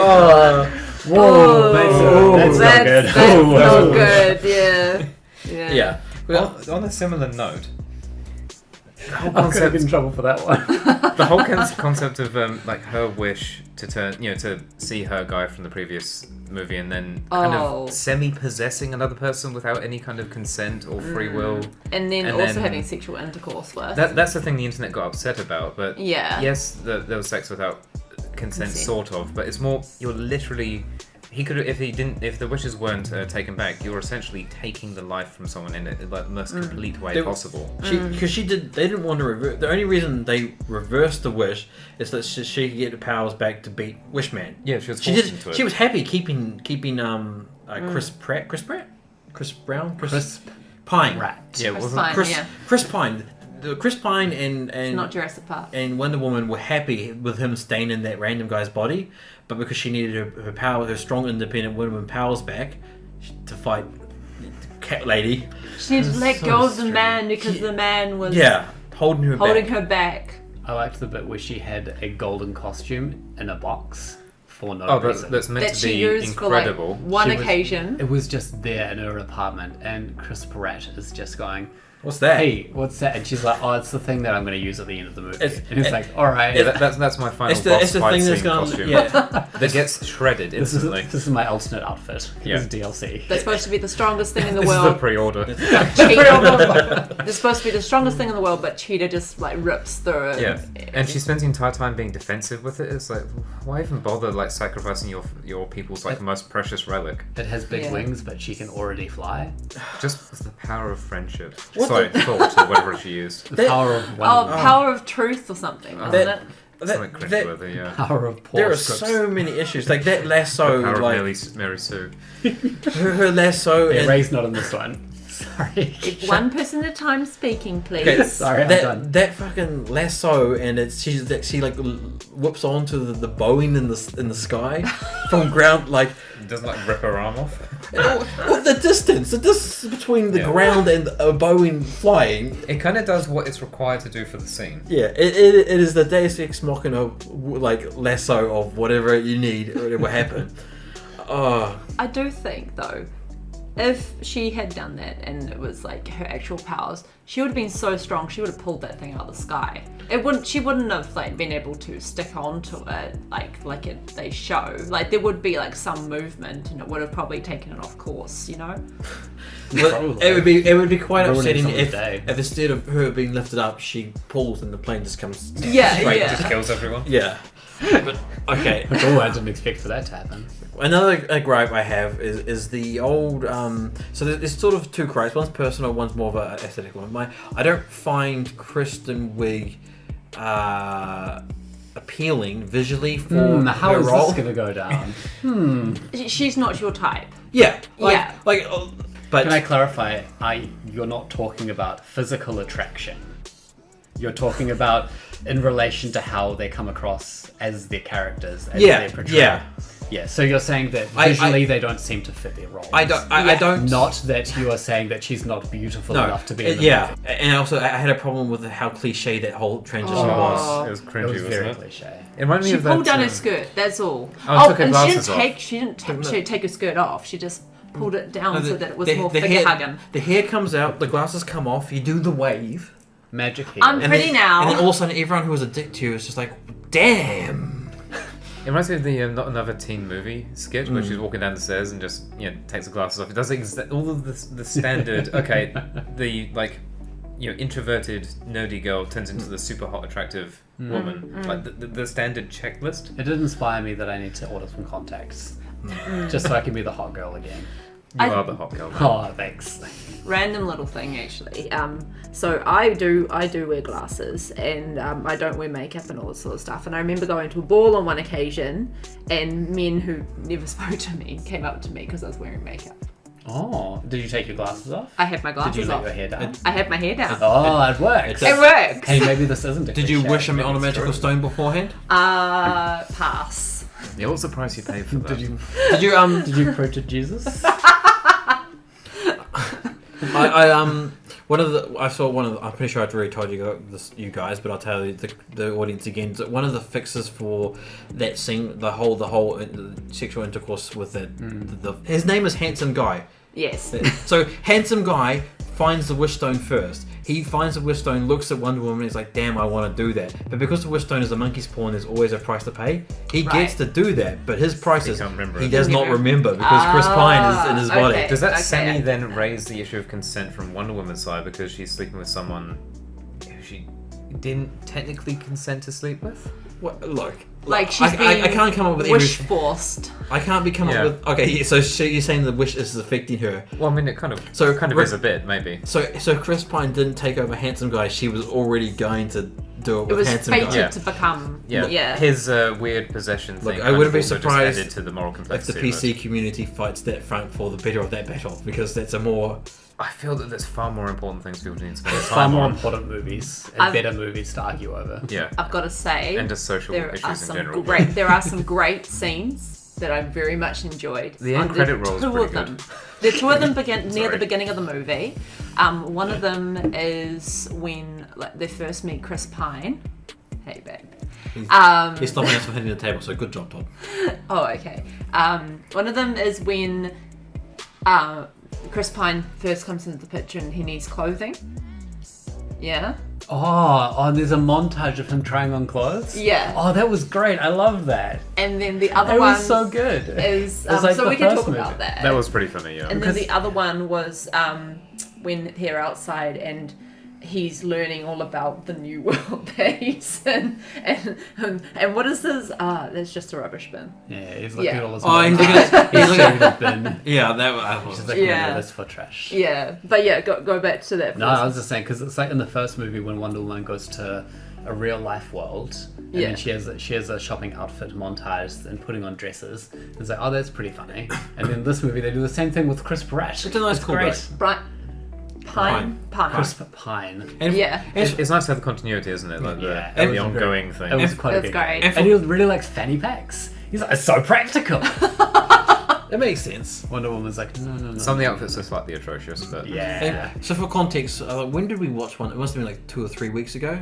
Oh, at I'd least. say closer to 3 weeks. So yeah. it was like 100. So this isn't something we just. What is time at the moment, really? This isn't something that we've just watched and we're just spouting out. We've had time to mull over this, and some of these things have not gotten better with thought process. Like It's like a cheese that's been there too long. Yeah, it's like because you look at it like maybe it's okay, maybe no, it has not. The scene where they go find the plane, and I called it during the movie. I'm like, oh, are they gonna find Wonder Woman's the invisible jet? No, they don't. She just makes the jet invisible. Yeah, And it's because never explored or commented on later in the movie. How at did all. she get the powers in the first place? Like, and who taught her? Her dad. Her dad made an island invisible, so she just. Yeah, and how when we're in the movies previous, has that been described or shown, and how does it work? Yeah. And is there a cost to doing it? And I think the worst thing about this movie is the damage it did to the first one. The first one was Yeah. good. I actually was on a plane recently for work, and they had the first Wonder Woman on the in-flight entertainment thing. And I watched it. I was like, this is so much better. Like the quality of the animation and like the believability of the characters and the scenario. I was like, all of this makes logical sense. Like it supports each other. this one's created by a different director though, isn't it? Yeah. Yeah, they probably shouldn't do I another don't know one. who the director is. She's Original Woman, original Wonder Woman director. Can you please make a version of this with your thoughts? Well, can we not? I'm calling you out. Can we just not have this version? Okay, make a better Wonder Woman movie. Because the end of this movie is so ambiguous with like the world scale events. Did they matter? Does everyone remember that? Like, does that mean in Batman v Superman that everyone's like, oh yeah, in the past, just this weird magical thing happened? Yeah, where there was everyone this, got their wishes. there was for a this day. one day where we all got to wish, and the world almost just blew up. So many people died. And Also, there must have been people that I'm sure there would have been some person that thought like the Thanos snap or whatever, like, or something far worse, like universe-ending scale.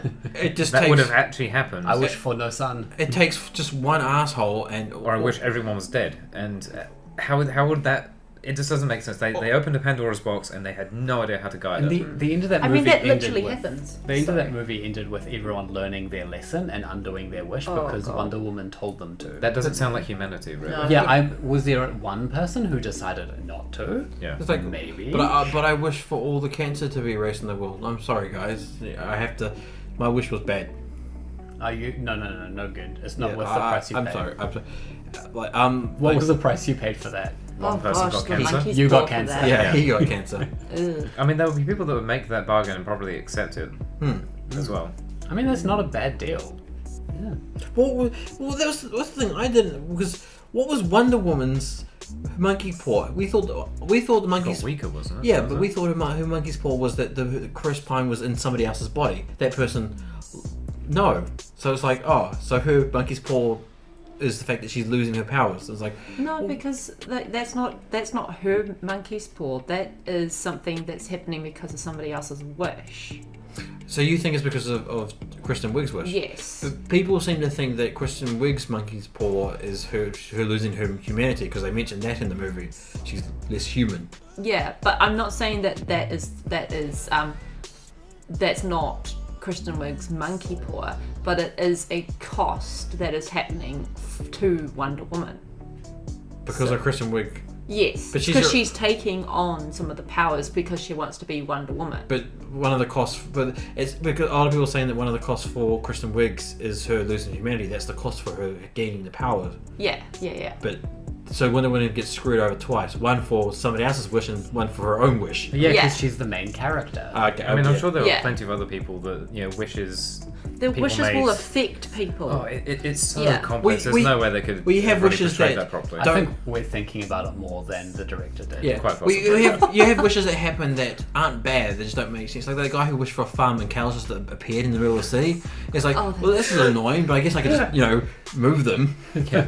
I asked for a farm, but I didn't ask for it here. Some dude was like, I want to play Stardew Valley in real life. Cows running through the city. Oh, I can imagine all the people that... Oh, no. I want this world to be pixelated. And how many horny people got their wish. There would have been a lot of... lots of issues of consent, shall we say. Yeah. Oh, dear. Just in general. The world economy would have instantly collapsed. But like I said, there was so many world-ending things. Someone was like, I really wish like Cthulhu was real. There was something like that. There was far too much time in between everyone getting their wishes and then resolved, because all it takes is one person to go, I wish, like one radicalist to be like, I wish America was gone. It's like, yeah. and because the wish powers make no sense, because it tries to make the wishes like they're logical. It's like, oh, here are all the new nukes, and it's like, okay, so we just had new nukes set up, and it's like, and where they materialize is like, what about the things that occupied the space that they now occupy? And when the wishes get reversed, they blow up like they were physical things. Shouldn't they just vanish like magic? Because that's the whole thing's magic. And if they blow up, then all the shrapnel will be coming down. Yeah, because there's still physical stuff there. Yeah. Or does it magically disappear as it goes theoretically, down? it should just magically disappear because it magically appeared. At this point, Thanos shouldn't worry about looking for the stone. She should just come here, grab the stone, and wish for it. I wish half the universe to be gone. One of the things I thought would have been quite neat is, you know how Ares is... It's a different universe, though. It's DC Marvel. You know how Ares is in the first one? Yeah. It would have been actually nice to have like this magical stone actually being one of Ares' artifacts, because everything that happens, there's like carnage and there's like war and there's conflict and there's all these things that Ares would probably be like, oh man, this is me. Well, surely someone would have wished, I wish Ares was back, or like, even if they didn't know about Ares directly, like there'd be someone that is really interested in mythology or something, they wish the gods were real. Yeah, I feel like that would have been a more interesting concept than actually having the guy turning into the wish stone. Well, that or what we got, because when they decided to go back on the backstory of the stone, it was just a god of lies. It was just a regular old god of lies. There's no description of what or who. It was just very vague. And it's like, well, okay, that doesn't really make much. You don't need specific details. They have really flashy explosions. What do you guys think of the double opening, the first opening with the Child Olympics, and then? It didn't make any sense. I didn't understand what the game was. It's like a weird obstacle course. Everyone saw the first half, and then they ran a race after jumping in the sea. And they come across as like a super enlightened civilization, and they're just doing random nonsensical. It was very strange. Well, I mean, like the Romans or the old, they had the Olympics, so the Olympics was a thing, right? The Greek kids versus adults. Okay, look, she might have been a prodigy, or she wanted. Okay, Mary Sue, possibly. Okay, well, this is where it breaks continuity, because we learned in the first movie that she wasn't allowed to be trained or have any of this. She wasn't allowed to do any of the stuff until she was a lot older, because they didn't want her to do the stuff. Yeah. And then they're like, in this one, they're like, no, it's fine. Go on. Just hang out. Just take part. Whatever. What I thought would have been quite interesting is to absolutely ditch that, because all they were trying to do was figure out a concept of how to bring truth into it and being honest. And that was there's so many other tortured, different ways of doing that. I liked that the start where it was really corny and in the supermarket, and they had the mall. And it was the mall, so stupid. The mall. But sorry. Yeah, the mall start set the theme. It set the tone. It did. It was corny, but it was funny. And ish. And it kind of, it would have created, I think if that movie had been more of a comedic in a way, in some ways, it could have actually worked a lot better if it hadn't taken itself so seriously. That does break away a little bit from the first one, though, because that was a fairly serious movie throughout. Like that one gave me like Shazam vibes. I'm like, this is going to be like a fun. And Shazam was bloody brilliant. Some people don't think so. Because you got to remember, the majority of DC fans are darker DC fans. They're not fun DC fans. So the people who like Shazam aren't the majority. But they're darker fans, are they? Yeah. Why would you start it like that then? That's the thing. It's like it starts with this really intense bit, and then it has this really comedic it has this first tone, and then you get the second tone. And you're like, these do not parallel. No. And because Warner Brothers didn't want that first opening, the one with the Child Olympics. They wanted to cut that whole thing and just start straight from the mall. But I think the director pushed for it because she wanted her opening. It's really risky doing two openings like that. Anything. Because I remember Frozen, they were talking about that. So Frozen, the whole idea is they have that first weird like ice song where they're cutting the ice into blocks, and it's like a nice opening. Then they immediately have another cold open with like the other song. I've never seen Frozen. Do you want to build a snowman? And they talk about in the director's like commentary. Where they're like having the two openings was like a big sticking point with Disney, where they were like really pushing to get rid of them, but like the animating team, I guess, just really pushed to have both of them in there, and it worked in favor in that case. But like, this one, that's risky because that was wildly successful in the end. Yeah. I think if she wanted that message, like the message about the whole truth speech and how it plays out, it would have been far better to be done if it was like flashbacks periodically throughout like cut the movie, into the movie, rather than this weird Olympic, because it was like they went through these weird obstacles to get to the end of the obstacles and jump off. When I'm like, is there any rules that says you can't just run to the end around the obstacles and jump off? Seems like it would have been quicker. Because it gets to right at the end where the pillar's like going up, and I'm like, oh, do they have to get on the pillar to jump through like the ring? But it's like the baby Wonder Woman goes under the pillar and slides off. I'm like, oh, did she just break the rules or? And then the whole horse race, and it's just like she took a shortcut. And it's there was no context. There was no context. There was no amping up either. Like it wasn't like, oh, I wonder if she's gonna win, or oh, this is exciting, or that kind of thing. It's just like, I don't know what is going on. Okay, this is happening now. Okay, this is happening now, and why is she doing that? And nothing was explained. And then immediately cuts from that to the mall scene where you get that guy that comes out of the jewelry thing, and he's got a gun. He's like, whoa, and throws it out there in the middle of the public. Oh. And what a goof. And everyone's looking at it, like even his bad guy friends, they look at him, and he picks up a child and dangles it over the railing, and even the bad guy's like, what are you doing? Steve, what are you doing? Just what absolute goobers. What are they playing? I guess it was like set in the 80s. Well, I mean, maybe bank robbers back then were just idiots. Well, the beginning part of their little scheme seemed to work quite well. There's people who watched Home Alone and were like, oh, that's great, that's how you do things. They went from competent to like something Complete else. Jokes, yeah. So one of the things that I wanted to know was that particular stone that they stole, was that supposed to be ending up in Wishstone Man's hands? Yeah, so Pedro passed. Anyway. The Mando had bought the stone, but I don't. Yeah. Wait a second. So he had already purchased the stone and it was going to go to him. Look, Wonder Woman only got involved because of those bank robbers. If she had not gotten involved, that stone would have gone to Mr. Pascal. And the event still would have happened. Those bank robbers are the heroes of the movie. They caused the events of this movie to happen. And without them, the whole world would have just been exploded. And she wouldn't have known about the stone. She wouldn't have known. She wouldn't have known about it. She wouldn't have known what to do. It would have just happened. Yeah, that's right. It's a good point. Oh, there you go. You figured it out now. Do you think they thought that much about it? Those Home Alone the robbers are the heroes.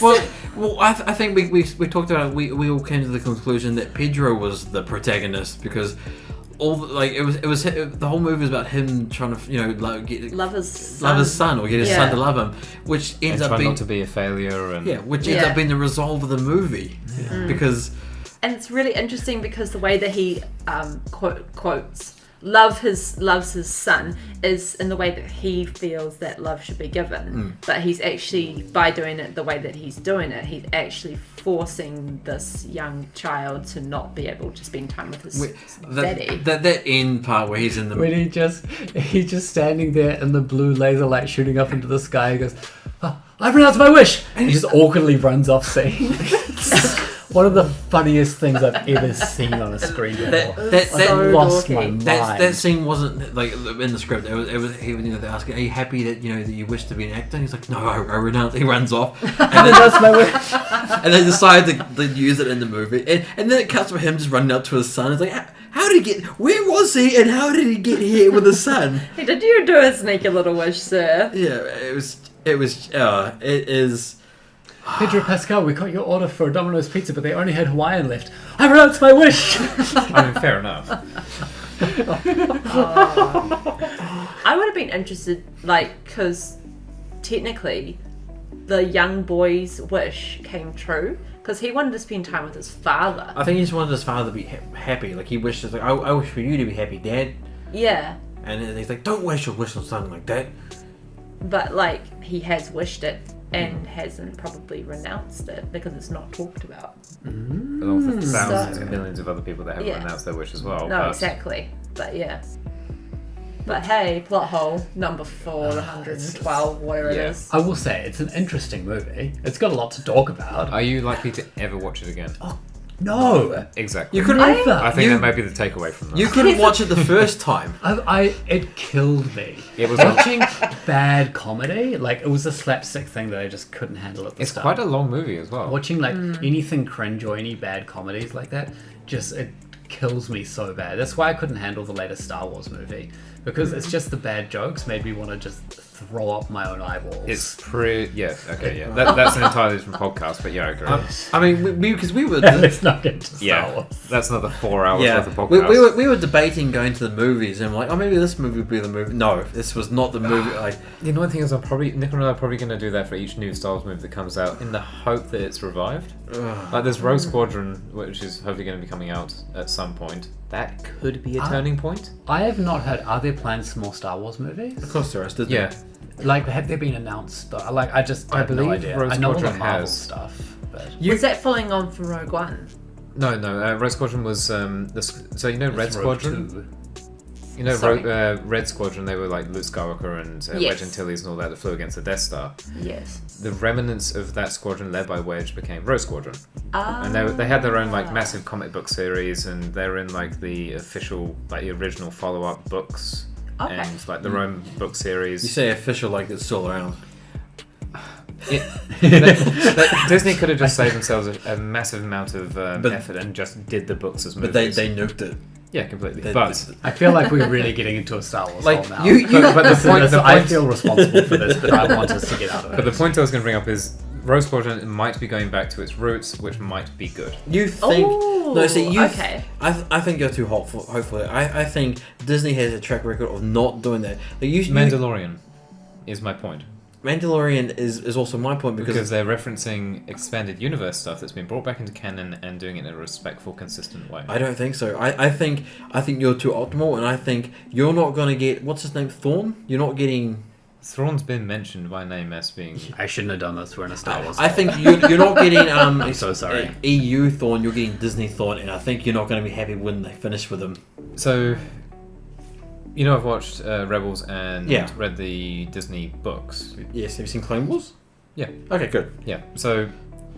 Yes, it's a different Thrawn than the original Timothy Zahn one, although they did get Timothy Zahn back into write Thrawn, which is a good move to get someone that knows actually how to write.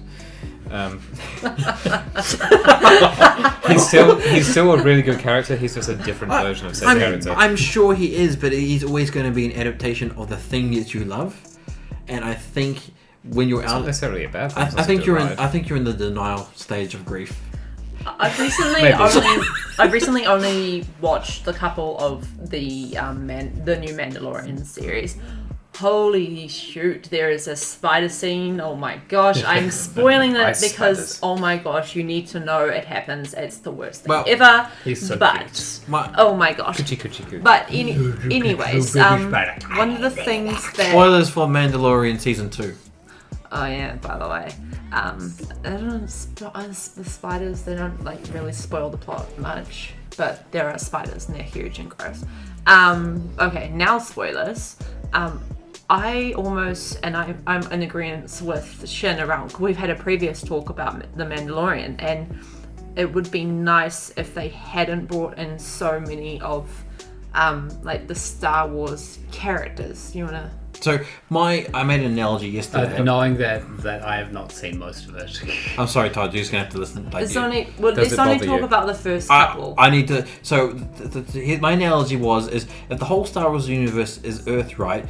If just condense it down to planet Earth, and it feels like this one cul-de-sac just happens to affect everything on it.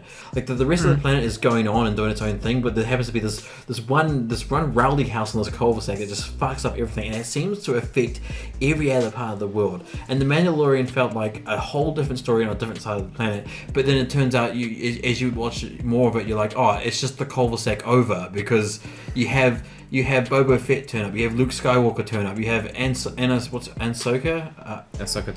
Tano turn up, and you're like, it was its own individual story, but it's like, no, all these major things now turn up, and it's just like, oh, why doesn't Yoda just turn up as a ghost and be like, hello, Mando? Well, I mean, that's entirely possible, but I agree with you. Mandalorian was doing fine when it was just Mandalorian and friends and Baby Yoda doing their thing. The kid. And it was solid enough because it showed you, like, little interesting bits of... There was lots of stuff there for fans, and it was also interesting enough for people that weren't as into Star Wars. Yeah. They didn't really need Ahsoka Tano. The mention of Thrawn was maybe unnecessary, and Luke Skywalker coming back was probably to appease people for what they did to the character. But yeah, it's still better than... I think the situation is, it might, objectively, if you look at it in a vacuum, The Mandalorian might not be the best Star Wars content that could be done, but it's better than what we've had recently. Yeah, I just think it was far better standing on its own two legs instead of having adding these giant pedestals into it. Like I think Ahsoka, am I pronouncing that properly? Ahsoka Tano was an okay addition because she's from a niche thing that not many people know about. And so you're like, oh, that's just another weird alien thing. But the people who do know who she is, like, oh, that's a neat nod. Is it the Clone Wars? No. She was Anakin's apprentice. She's Anakin's, during the apprentice. She's got the tentacle hair. Yeah. Okay. But yeah, she's a major character in everything apart from the movies. But when I found out that Boba Fett came back, I'm like, oh, okay. I mean, like, I thought this was the Boba Fett that the people wanted. Like, oh, it's not the Boba Fett character, but this is like, for all the people that love Boba Fett, this is what we get. It's the Mando. He is our Boba Fett. But it's like, well, no. Well, he wears the same armor, but... Yeah, here you go. Here's Boba Fett. And then, like, Luke Skywalker turns up at the end and it's like, why? Why? I like that Boba Fett got more screen time. One of the things I think is, like, because the Mando looks so much like Boba Fett, it makes sense that he's there, but the rest of it, not so much. And I knowing that I've only watched a couple of the episodes, but I do think that it's almost Mando's been created as like a lifesaver for like the beating heart of Star Wars to keep it alive. Yeah, it was, but now they're sewing on all the damaged parts to it. Like, we need your lifeblood it's Frankenstein now to feed these parts that we want to keep going. It's just like that first episode was like particularly rough for all of Like even his speed bike was like made out of the parts of Anakin Skywalker's like pod racer. I don't know if you saw that. Yeah, he did that part of it, yeah. Yeah, because I had to watch it twice. I watched it with you again. Yeah. And just seeing all of the nods they missed the first time, like they mentioned Mos Eisley, like his speed bike. Well, to be fair, Mos Eisley is the primary spaceport of the planet, so that one's less random because the city's still there. Is Mos Eisley the one on Tatooine? So that's the fact that I recognise Tatooine. But that's in the middle of nowhere system, in the middle of a backwater part of the galaxy. So you wouldn't think it would be that popular, apart from just that little tiny section that people go to.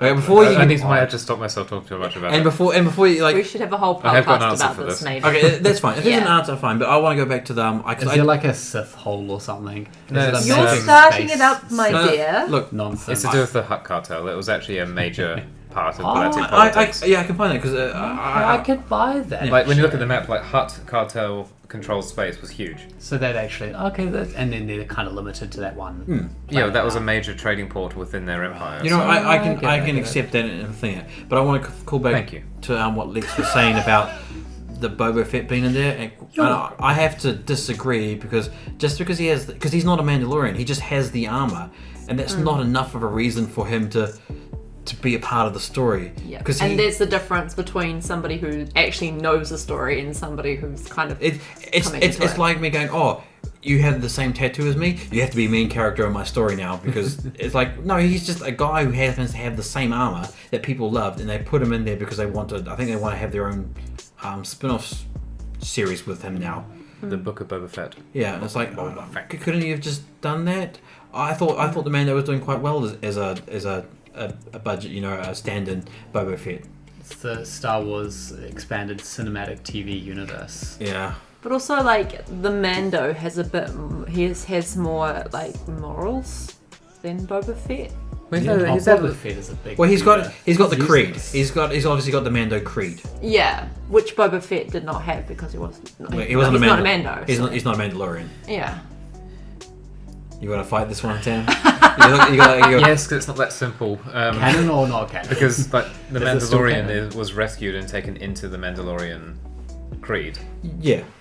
Whatever the term for it is. Okay, so Yeah. what I know is the Mandalorian is a creed, not a people, and there's a separate type of Mandalorians that only wear the helmets. The Death. I don't know what they're Death Watch. Death Watch. So not all Mandalorians have to wear the helmet. So you can correct me on this. Boba Fett could be a Mandalorian, but not part of the Death Watch. So that might be a case. But from what I've been informed about, because I have no interest in tracking down any more lore, because I just don't care apart from the arguments it brings up. Boba Fett wasn't a Mandalorian because he's a clone. He's just a clone of his dad. Yeah, but Mandalorian is a creed, not a people. So his dad might have been a Mandalorian, but Django. Yeah, but he's not because he's just a bounty hunter. I'm not that even- just got his dad's armor, isn't he? Yeah. Or is it his dad's armor? Well, I think it's his dad's armor. Yeah, that's what I thought. 'Cause it's virtually identical. Oh, Boba Fett's is Django's armor. Yeah. Yeah. So Django or Bobo may Thief. be part of the creed, just not the Death Watch creed that only take off their helmets. That's why they do that. So if that's true, then that's fine. He can be considered a Mandalorian. But still, it's like, just because he's a Mandalorian doesn't mean he needs to be in the Mandalorian. To be fair though, a lot of because the thing that ties them, what makes it more likely for them to know each other or know of each other is the fact that they're bounty hunters. Like a lot of the top bounty hunters, like the ones that were like briefly shown in one of the Star Wars movies, like IG-88, the assassin droid, like Dengar, like Bosk. Oh yeah. They're the kind of the top of their profession, so like the professionals know each other, even if it's nothing else by reputation. That would make sense. Yeah. I can understand it. But I think there's more precedence for Luke being there because he's got the Force Yoda. So I don't like it. I wish he wasn't. But I think there's it's a little bit more of a ground to stand on. To be fair, at that point in the canon stuff, like he is trying to establish the new Jedi Order, his training academy on the oven. That's why I'm saying so he it- would be yeah. finding. That's why I think sensitive. there's more of a leg for him to turn up. I wish he hadn't. I wish it had been his own little thing and they did the thing. So I'm like, it's perfectly understandable why Luke would turn up. He just shouldn't have. I have a half-baked theory. Half-baked theory, go. There has been a lot of contention about Rey's Palpatine's heritage. And a lot of discussion and a lot of thinking about it. And a lot of people are pretty unhappy about the latest movie. And so, unhappy about her being a Palpatine. Mandalorian is doing very well. Disney are going to go towards what is popular. They're going to retcon it so Rey is a Mandalorian. That's my half-baked theory that I just thought about. why not? I don't think it's good or that it should happen. I think Disney will make it happen. She's a fit. She's a fit. Actually, Very fit. they might canonize the holiday special Lego Star Wars. So she actually went back and taught All right. Luke. New review topic is the Lego Christmas special. I still haven't watched it. No spoilers. Okay, so 100% for the next podcast. Probably. I'll watch it tomorrow while I'm painting Dark Souls board game Yeah. miniatures. If we are talking about We're TV, such big nerds. if we are talking just about a bit. TV Yeah, we do series, other stuff. If we are talking about TV series, one of them that I would like to briefly just talk about is WandaVision. Okay. Haven't watched it yet. Okay, well, Can't contribute to the I'm quite enjoying it myself, but I've watched the first couple of episodes. Well, why don't we... Because I think episode 4 is a big lore spilling one, because you haven't seen episode 4, right? I haven't seen it so yet, no. why don't we say that for next one? Because hopefully by next time, in 2 weeks or so, when you come back, you would have seen episode 4 or 5. Yeah, there's no point speculating on stuff that's already been revealed. Okay. Because episode 4 reveals a lot of stuff that we were speculating about before that it turns out we were all wrong. Okay. So I just wanted to, Yeah. with only doing the 2 episodes, I just wanted to say the one thing, which was kind of my theory of why WandaVision is how it is. And my thought was that if you've ever watched Agents of S.H.I.E.L.D., they get trapped in the framework and they kind of, their brains basically get uploaded into this world that everybody exists in. And the way that WandaVision is kind of playing out, it almost feels like she is also trapped in that world. And so, but obviously I don't think it is the case now, but it was kind of like We'll an have to watch the interesting episode to concept. find out and talk about So it next time. yeah, because we had a whole big conversation about what we thought was happening, what happened, and then obviously episode 4 dropped, and it's like, I guess all this it changed things. I'm like, okay, so we'll come back next time. We'll talk about it. We need to give all of these things ratings now.